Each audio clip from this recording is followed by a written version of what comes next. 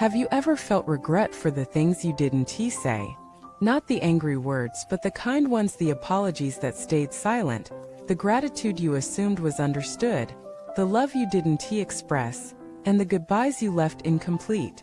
Have you ever looked back and realized that a single moment of vulnerability might have changed everything? Welcome back to the channel. I'm deeply honored to have you with me today.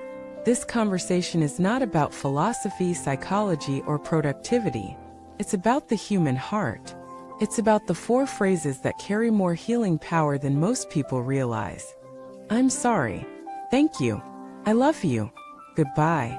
Today we're going to explore why these 4 acts, apologizing, thanking, loving, and parting, hold the key to the peace you feel now and the happiness you experience in your future.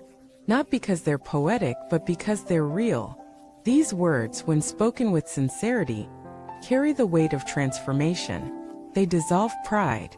They heal wounds. They release burdens. And most importantly, they make space for closure, for connection, for joy. If you stay with me until the end of this video, you may walk away lighter.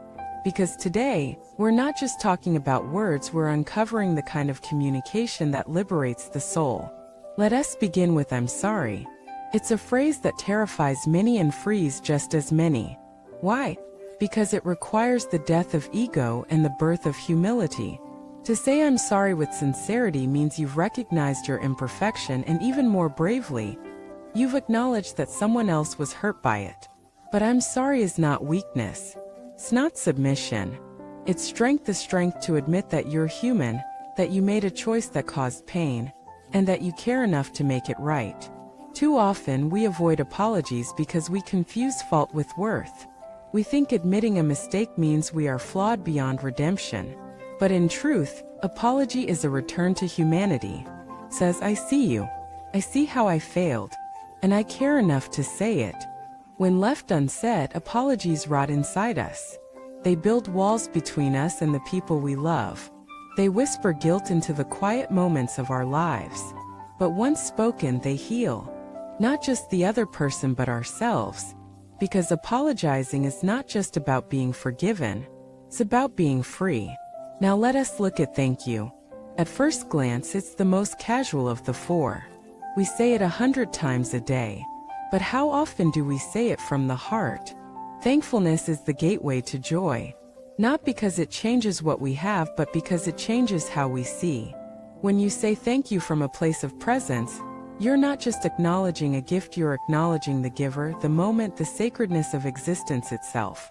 It's easy to chase what's next. More money, more success, more love.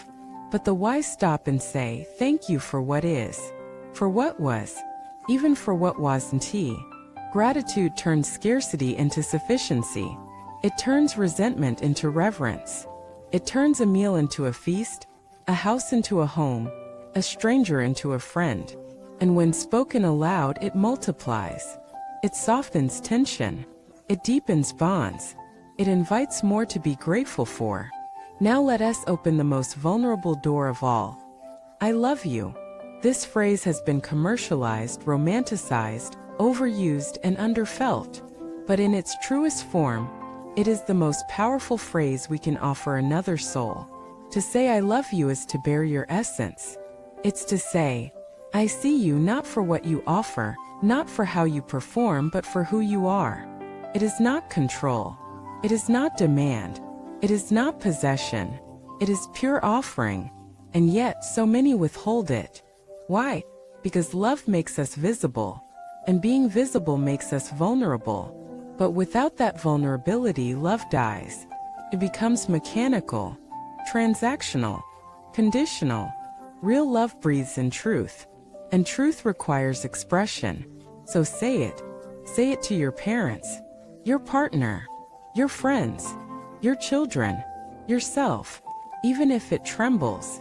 Especially then, because one day the chance to say it will be gone. And unspoken love becomes regret. Finally, let us sit with the hardest phrase of all, goodbye. There is something sacred about endings. And yet, we often rush past them or avoid them entirely. We ghost people. We escape conversations.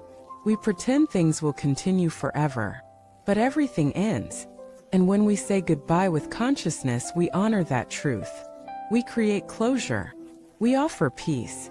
We allow the past to be complete. Whether it's a breakup, a move, a death, or a chapter of life, saying goodbye well is one of the most courageous things we can do. It doesn't mean you don't care. It means you cared enough to leave nothing unsaid. And in that, you give both yourself and the other person the gift of clean memory. Clean memory is the foundation of happiness.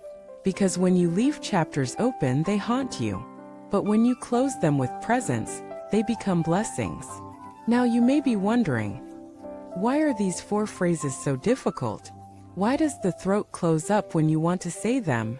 Why does the mind make excuses? The answer is simple. These phrases threaten the ego. They require honesty. They require surrender. They require love. And the ego fears all 3. But your soul doesn't. Your soul longs for these expressions. Because your soul knows this is how healing happens. This is how joy returns. This is how you come home to yourself. Let us imagine a life where these 4 phrases are spoken freely. Where families apologize. Where friends express gratitude. Where partners speak love often and freely. Where endings are honored, not feared. In that world, relationships would thrive. Traumas would soften. Loneliness would shrink. Because most suffering doesn't come from what happened. Comes from what was never said. So I invite you today to speak. Not perfectly. Not dramatically. Just sincerely. Apologize where you need to. Thank those you take for granted. Love without delay. Say goodbye with peace. And in doing so, you will write a new story.